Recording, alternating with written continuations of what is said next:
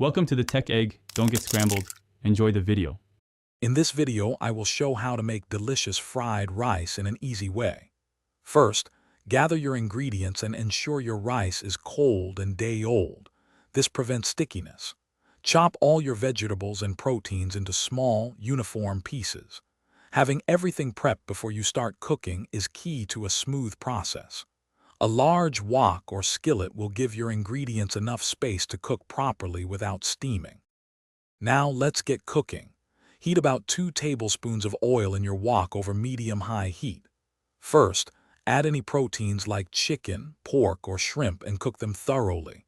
Remove them from the pan and set aside.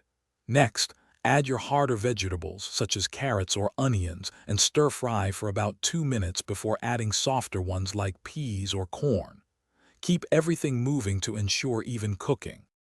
It's time to bring it all together. Push your cooked vegetables to one side of the pan, add a little more oil, and scramble 1 or 2 beaten eggs directly in the wok. Once cooked, break up the egg and mix it with the vegetables.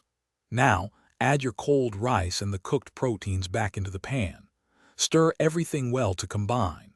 Season with 2 to 3 tablespoons of soy sauce, a dash of sesame oil, and a pinch of sugar for perfect flavor.